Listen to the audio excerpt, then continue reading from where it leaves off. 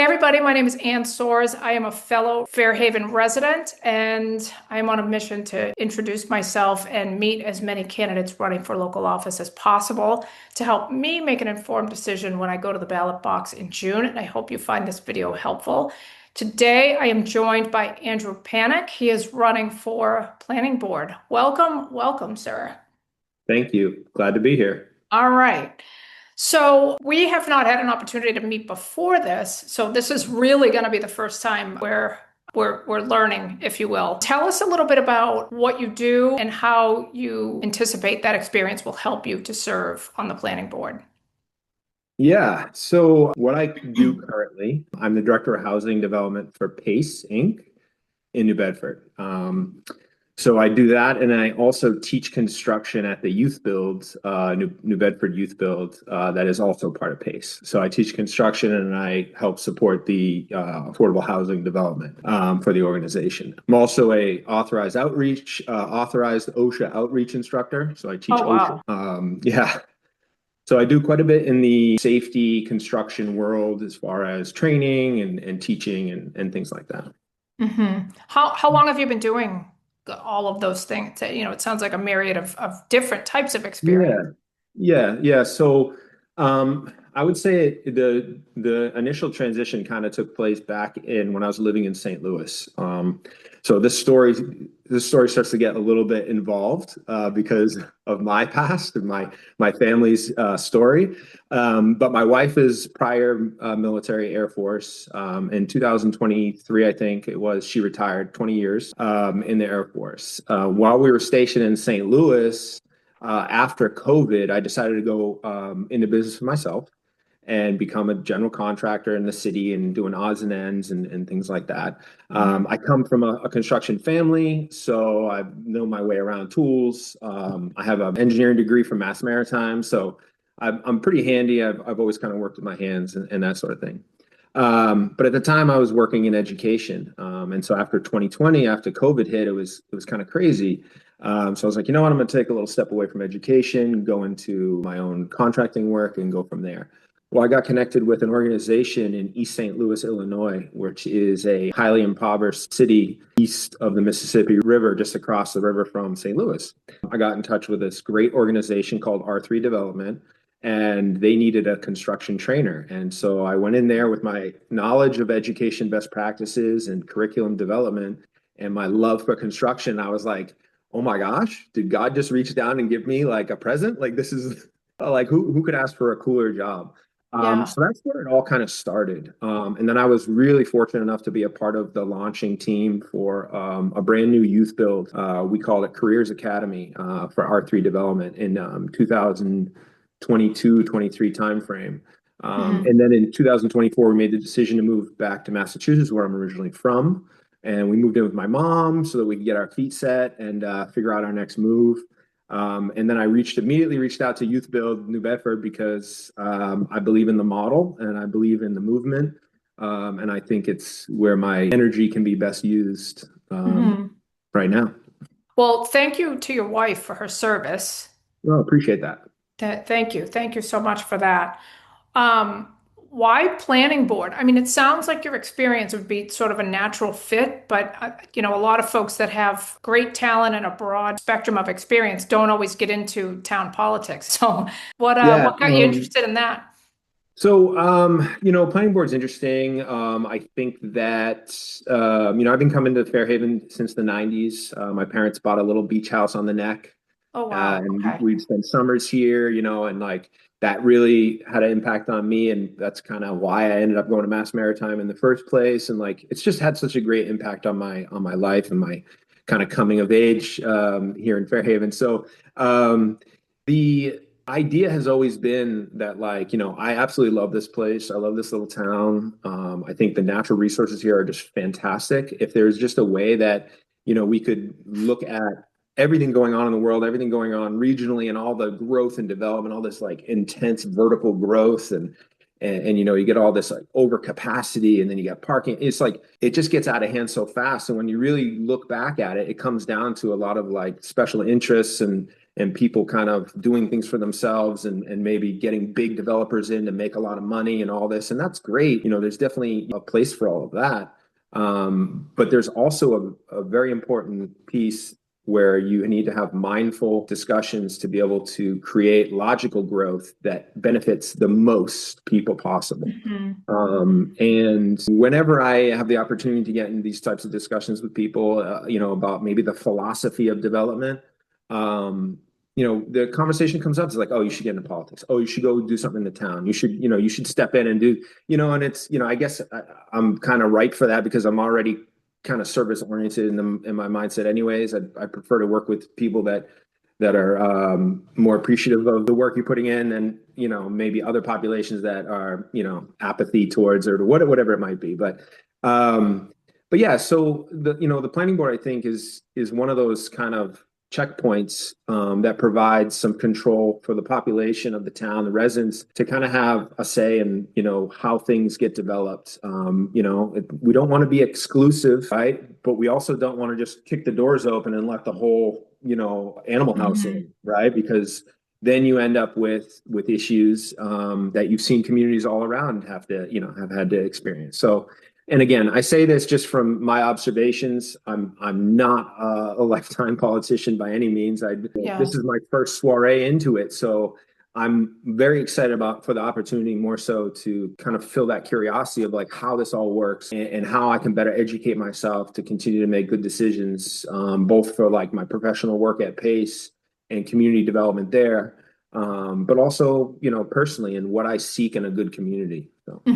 Where do you see Fairhaven in 5 to 10 years? I mean, my husband and I my husband grew up in New Bedford, so he's been in this area for quite some time.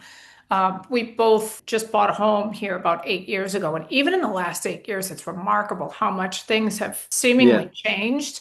Yep. Where do you see Fairhaven in the next 5, 10 years? Yeah, it's interesting, right? Because, we have one of the most beautiful high schools, in the area, and some people might even say in the world, right? Like It's a beautiful building. yeah, it's fantastic. And any substantial growth, right, in population would probably require some sort of situation to go on there with the high school, right? The student population expands. You're going to have to start looking at alternative means for education because you can't cram everybody into that. I don't know how much space is left at that school, so I can't speak fully informed on that. But these are the things you take into consideration. However, I wonder. We have the tax consideration, we have the population consideration. Like, we don't want taxes to go up. Maybe we do need to build more housing to have more taxpayers in. What does that look like? Who are the big spenders in the economic sphere? It's the maybe college educated 25 to 35. Well, maybe we should put ways to build more housing for those people. I saw a report recently that said that, the high school age, or not high school age, but college graduate age young people are moving back in with their parents because they can't afford, to go and live on their own and between jobs, or whatever it might be. And so, looking at that from like a compassionate standpoint and realizing the gaps and spaces that are needed, I'd say within the next 5 to 10 years, I'd love to see something more constructive being done with the Route 6 corridor. A lot of wide open parking lots, a lot of heat sinks, that's not permeable ground. It's asphalt, you get runoff, then you're taxing your sewer system. So I feel like there's a way that we can work with our natural resources instead of kind of just paving over them. To address all of those kind of both community building, but also, creating more affordable housing and more housing options for people. So Sure. Well, the most recent, I guess the timing of this conversation is a little fortuitous because just a couple of days ago, the select board I don't know if you had an opportunity to catch that meeting, but they were talking about a friendly, I believe it's a 40R development that they're looking at. They had someone whom I gather was from representing the developer or speaking on behalf of the developer to start the process. And my understanding is she was just there to kind of, let's see if you would be open to having the conversation. If there was no permits going to be issued that day or any, dare I say, official approval. But it was an interesting it was an interesting conversation for the piece of it that I was able to tune into. And Mhm. they're looking at putting it right at Route 6, right a little bit further down, closer to the, if I have my geography correct on where they wanted to put it, it was on that stretch in East Fairhaven, Oh, okay. heading towards Mattapoisett. And I thought, that's a, you just don't even imagine that there's that much space there. But Right. so Right. it's, That's and I think that like part of our responsibility would be to maintain the character of our town and the heritage of our town while Mhm. also exercising that incremental growth to be able to, make ends meet. Because the Yeah. fiscal situations are a little challenging right now. I'm not totally informed on all the ins and outs of it, but more people in the town, more people, buying and patronizing stores and paying taxes, and it should move the needle in a positive way. Where do you think, I mean, I heard you say that you thought that the Route 6 corridor, there's some opportunity there for potential development. Um, it's interesting that you brought up budgets because in all of the budget conversations that we've had, one of the things that the town administrator has pointed out is that the reason the residential tax rate is as low as it is, it's because, in part, because the commercial tax rate is as high as it is. Yeah. So then the question becomes, okay, if the answer in part is development, how do you attract people to Fairhaven when the commercial tax rate is what it is? That was something also that the TA had mentioned, and he's been doing, I'll call it an education tour, if you will. He's been stopping into to a bunch of places to talk to folks about the budget. Yeah. And he readily admitted, gosh, we just don't seem to do a good job of promoting ourselves and putting ourselves out there. Yeah. Is there anything from your perspective that the planning board might be able to offer or do, or something that they're not doing today that they could do to maybe create, dare I say, a little bit of an offset for that Mhm. for that tax levy? Because you have no control over what the taxes are, but you have some limited control over what can be developed and how land is used. Yeah, I'm gonna have to say that that's one of the areas that I'm least kind of informed on. Kind of that balancing of budgetary considerations with those maybe the developmental interests. Like you want to do these development projects, and then we weigh how much money we're going to make versus how much we're going to lose, and Mhm. with the different tax rates and stuff. I'm not super informed on that sort of stuff. So definitely that's an area for me that I'm really excited about learning a lot more about, Mhm. being more informed so I can make better decisions. Really, I'd say that my wheelhouse is probably in code, building codes, best practices.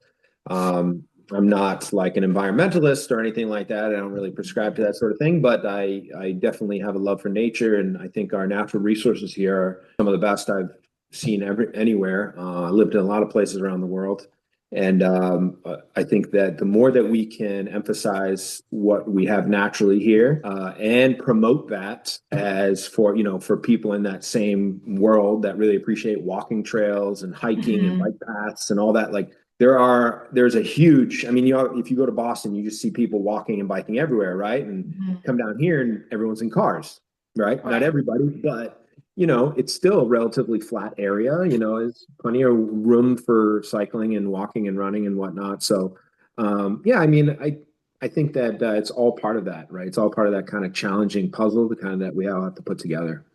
Yeah. And I think your comment about wanting to keep the aesthetic of Fairhaven and the charm of Fairhaven, it's going to be interesting to see how that gets balanced with the development of it Hmm. all.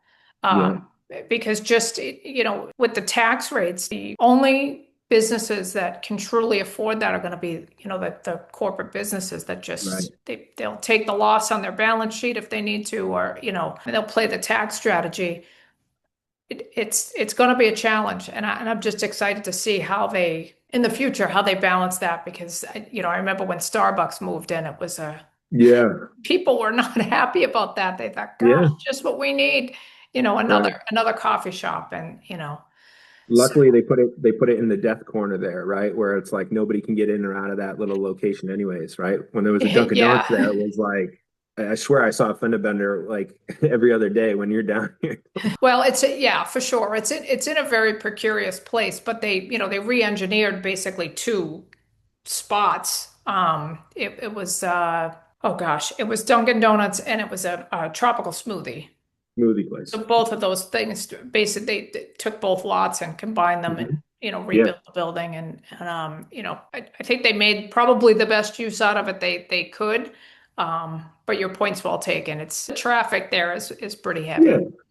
Uh, But to your point, and I mean, I don't want to be naive in saying, but like, I'd love to see more mom and pops come back and like be able to do that. Again, like with, conglomerates like Amazon, like, it's hard, right? It's hard to compete with that sort of thing. And but it also is like big lots, right? They come in, they do their thing, they sell out, and then they're out of here. And it's like, okay, now what are we're just gonna sit here and look at this old big lot sign with the black mhm, background. Like that's obnoxious, and we definitely have to do something about that. We definitely have to, like, as development happens, there's got to be some things that we put our foot down and say, like, no, we're not trading our soul for this. mhm, Because when you leave, we want to make sure that the town maintains its charm and maintains, its personality. And it mhm. doesn't, we don't just have these big vacant box stores. Yeah, and I mean there are some of those, Eblin's, for example, right where Marshall's is. I mean that's an example. I mean, Yeah, great, we get the tax revenue, but no one honestly wants to drive around and see vacant buildings that are, where the vines growing up the sides and things are unkempt. I mean, there's benefit, sort of a secondary benefit to having businesses buzzing and humming in for the sure. vicinity. Do you see the waterfront as an opportunity? And I know it gets a little precarious because you're so close to water and there's Yeah. other environmental considerations, but there's not a lot over there. There isn't, and I'm of the mindset that I'm a big fan of waterfront, like all sorts of like housing, commerce, everything. I think that walking down the waterfront, being able to have access, and I'm going to say this in kind of two components, being able to have access to a working waterfront as as a resident, for me, I see that as industry, and industry to me shows progress and movement. And you see the shipyard down there with the sea streaks and the vineyard, the vineyard ferries, Mhm. getting work done down there. I think that is a beautiful thing that shows you that, okay, things might be tough where I'm at, but there's work being done. There's people with jobs. There's industry happening here. That's vibrance, right? The other thing that I think is incredibly important, and I'm a dad, I got two young girls, is that our young people, our children, right, become what they see, they become what's in their environment and all that. So if we have opportunities to go down the waterfront, eating our ice cream from the ice cream shop and see the boats and see the cranes and see this happening, it's like this is industry. This is what's possible. That there's so many jobs out there and there's so many opportunities if you have had some exposure to them. And I think it's something that we need to do a better job of just being able to kind of pull back the curtain. I know that maybe some of those businesses wouldn't like people poking around, but I think that it is part of that charm of the town. Um, Mhm. and then when the housing situation, I've talked with some people about this, but it's interesting because I don't know how the numbers all work and how the margins will fit with the rising tides, right? We're going to have rising water levels. There's some projections that the hurricane barrier is going to have to close like 200 times a year, like in 10 years from now or something like people are concerned. So we can't build on the ground level. We got to build up. Well, then if Mhm. we have a height restriction, which I agree with, I believe that a height restriction is good to keep that town and keeping the charm. Now we're down to maybe 3 floors, and it's like, okay, how do we get units in there to get the most out of our buck?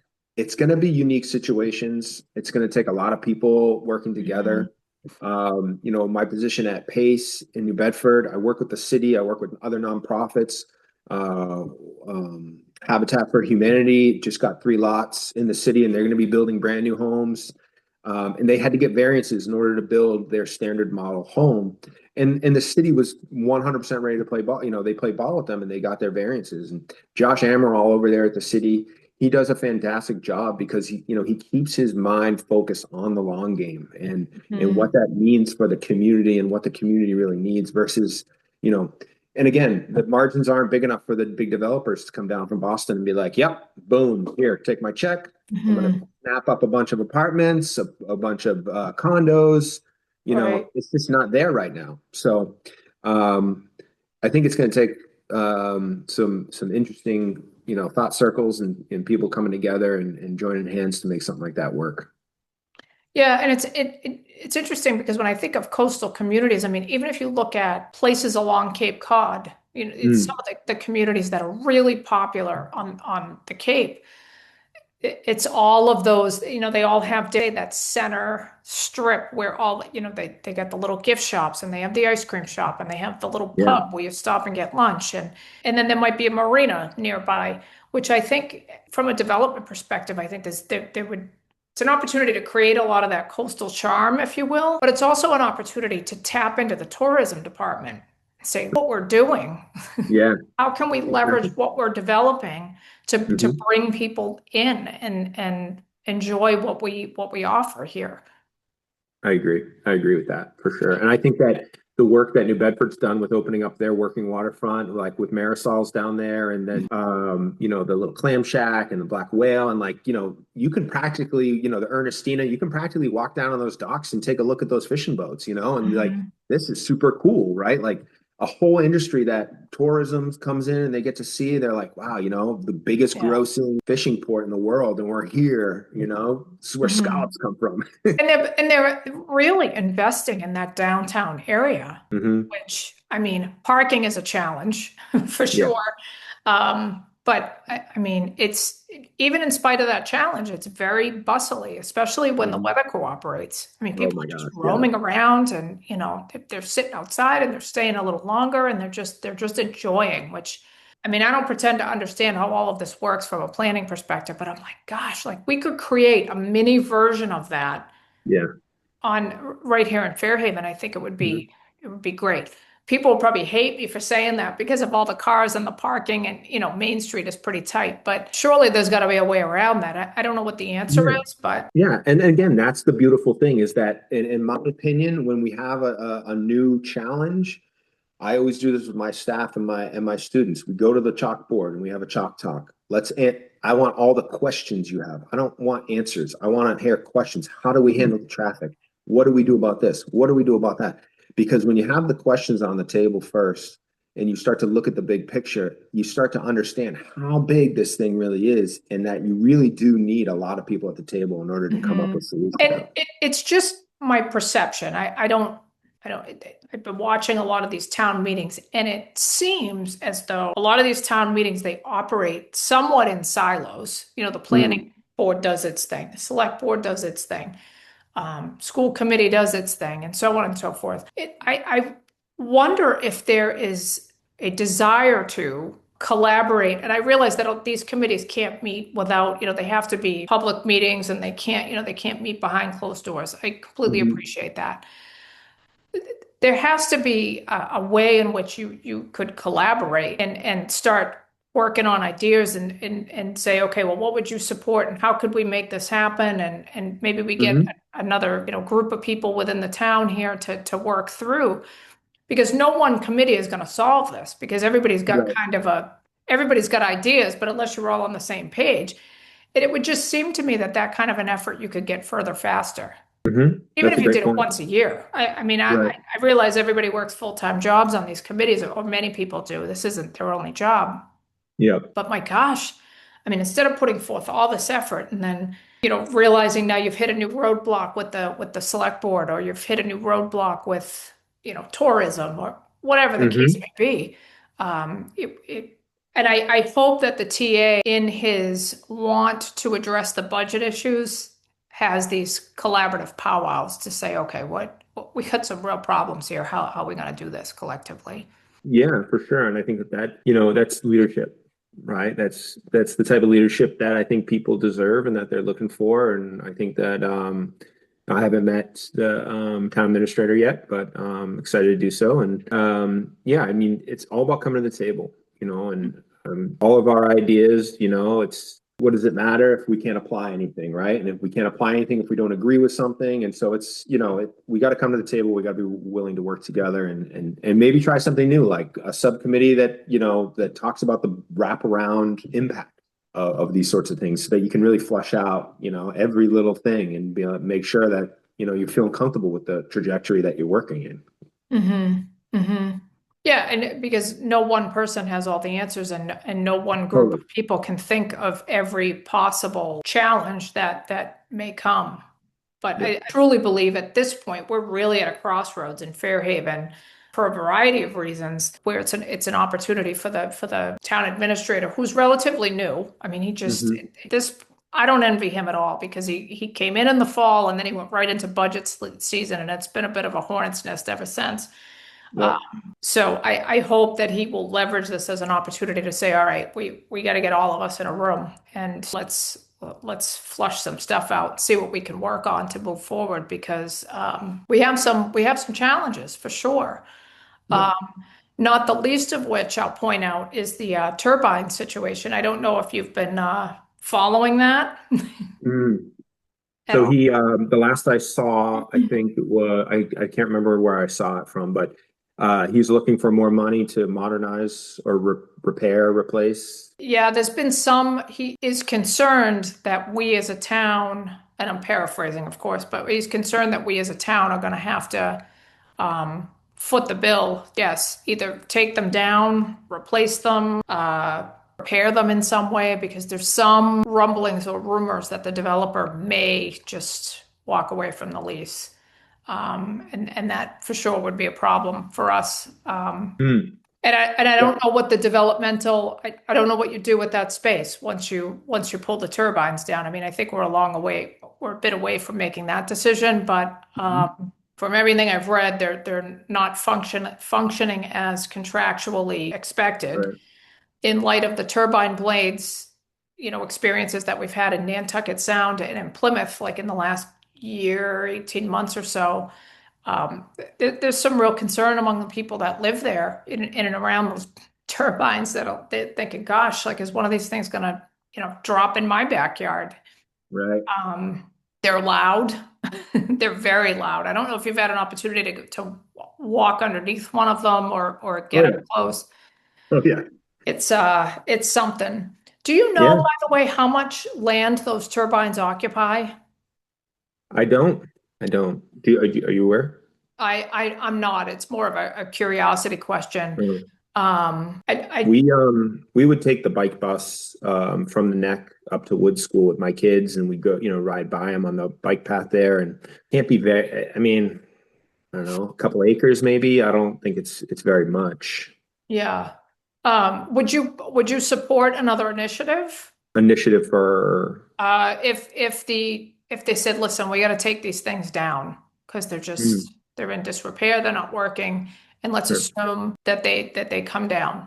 Would you support another initiative, like, for example, solar, or I don't know what else would be on the table, like but like a renewable.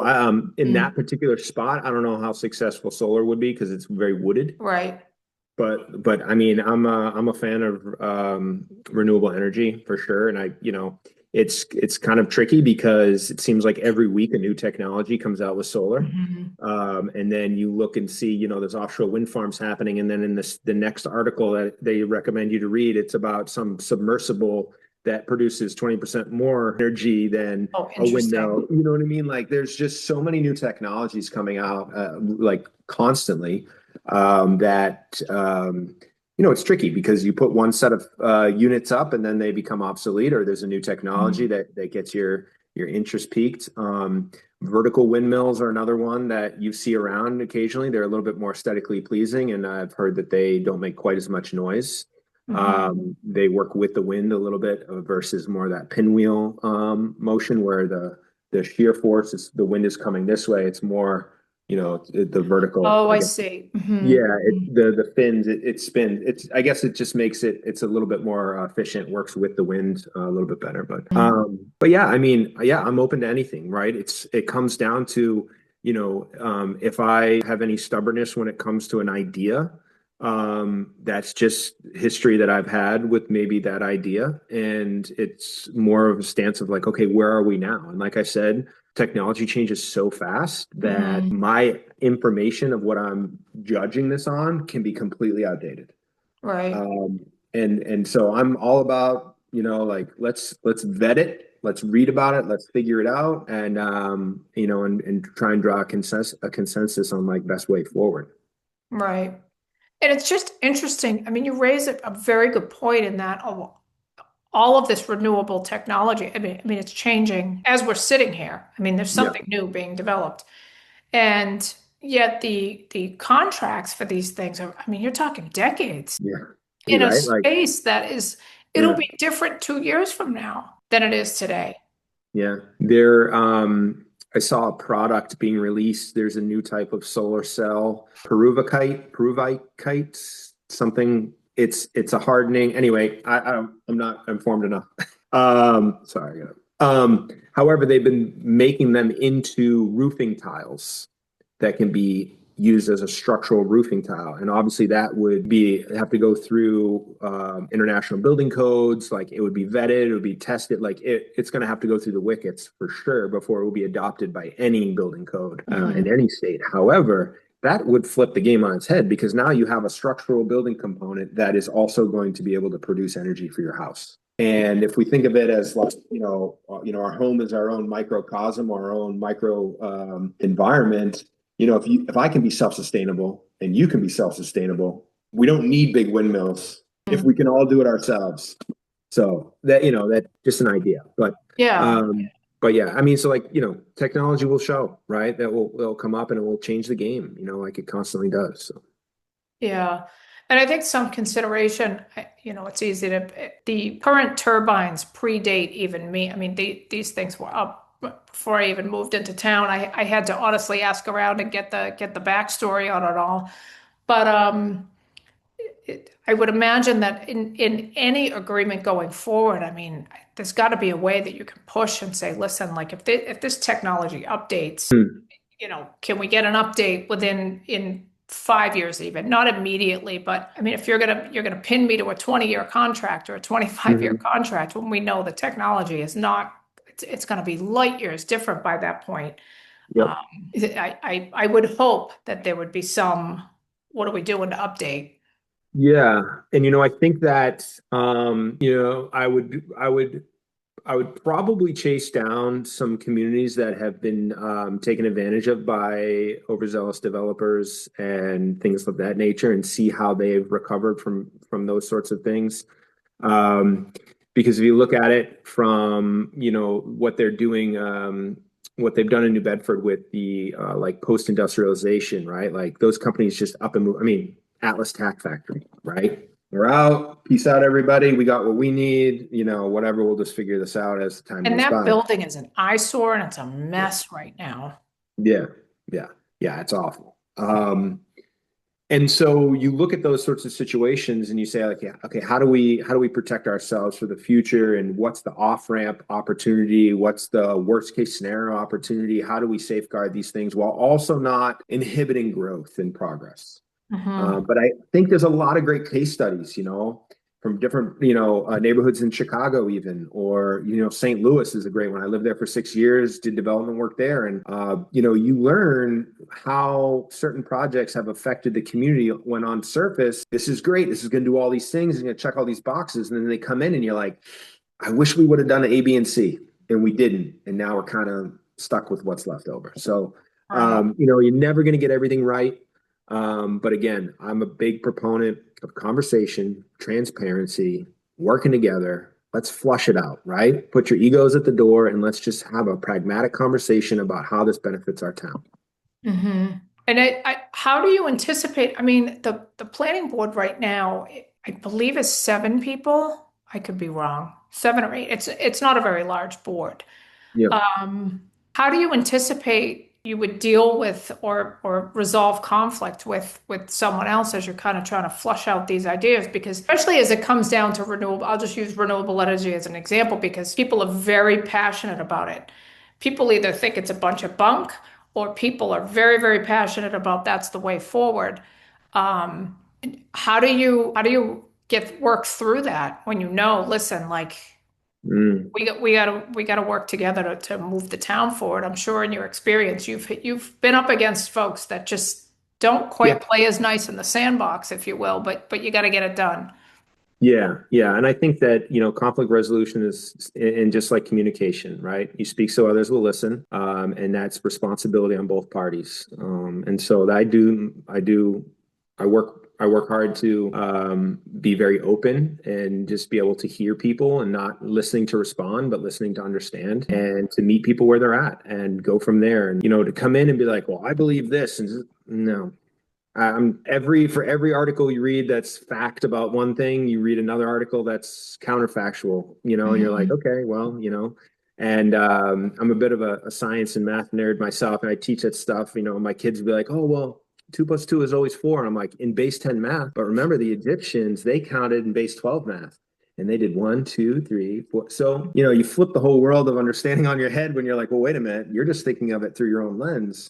Mhm. And again, it comes down to the people you're talking with and the people you're working with. But I have a few of my own guidelines that, as a teacher and someone working in the community with the underserved populations, I I assume best intentions.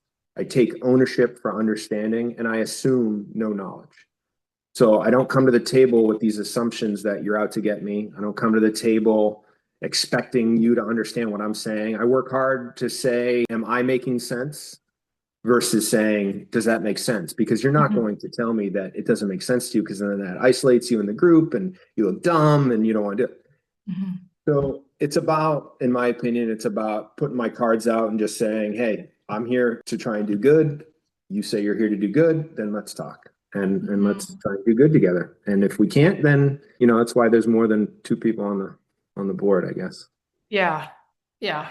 And you'd like to think that, everyone on any of these boards at the end of the day just wants the best interests of the town. Yeah, If you yeah, go in and that's you lead from that position, presumably, even if it takes more than one conversation, you'll ultimately end up there. yeah, So yeah. this has We'll been see. great. I have enjoyed learning about your experience. And actually, I think that if you still have contacts in other places where you've worked, that you can leverage information. If somebody comes with an idea Hmm. and you still, have a contact maybe in St. Louis or somewhere else that you Yep. could say, you know what? I know someone that dealt with this. Let me make a phone call and see what resources or what information I can get before we just, Yeah. drive down this road that may not lead us to a great place. Hmm. What a unique little nugget of experience that you could bring for sure. Yeah. Yes, I 100% plan to leverage the different places I've lived in the communities and the relationships I've built. I'll just say this is anecdotal. I bring it up when it comes to youth build and Massachusetts education system.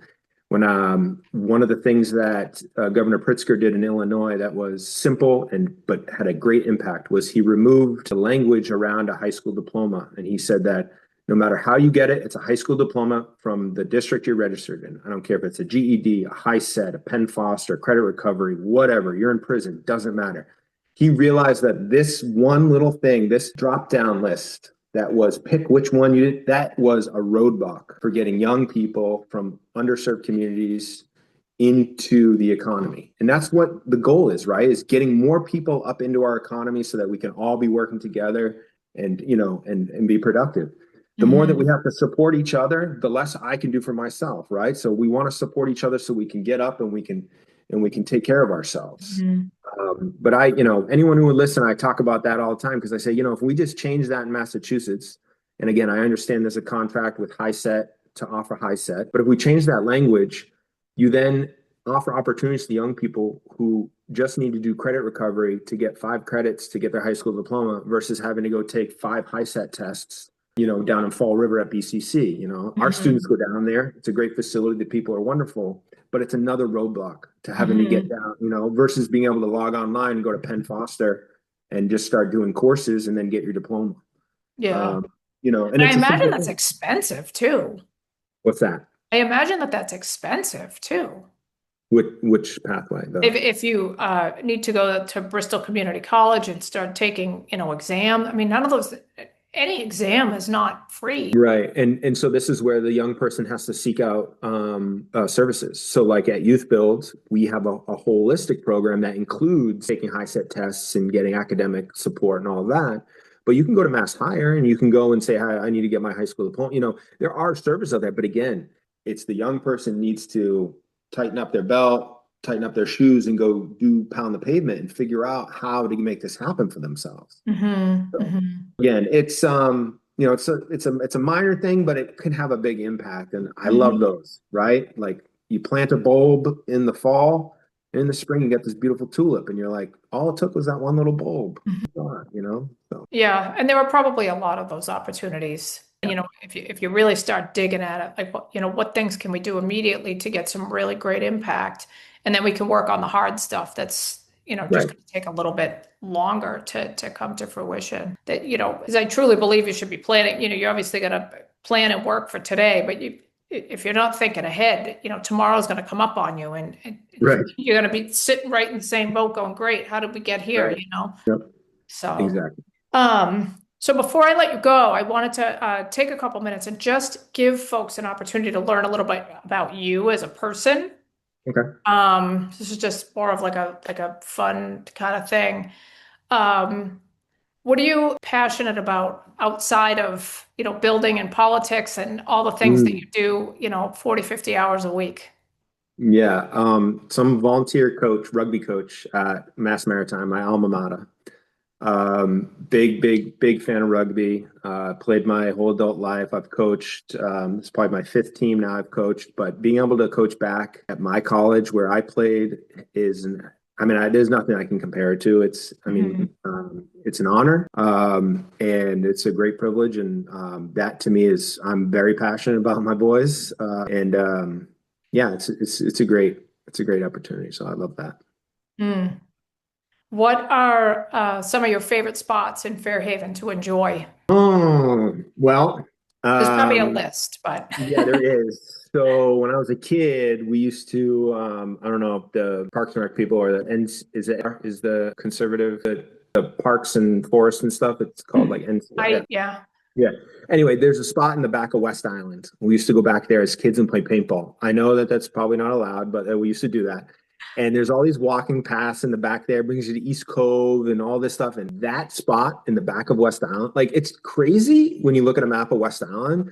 And yes, it's densely populated. However, more than half the island is preserved.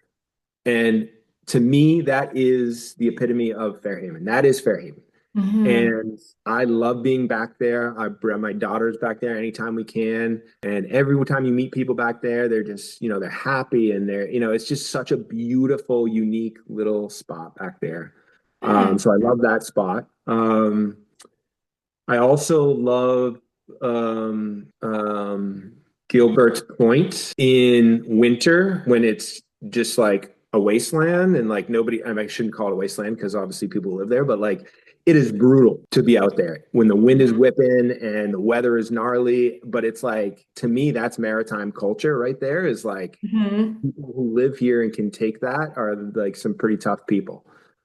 And then, I mean, Fort Phoenix, we just recently moved into the center of town. And so being able to go to Fort Phoenix a lot more on walks and whatnot has been great. My kids have been playing on the rocks out there and Yeah. it's been great. Yeah. What does a Sunday afternoon look like for you?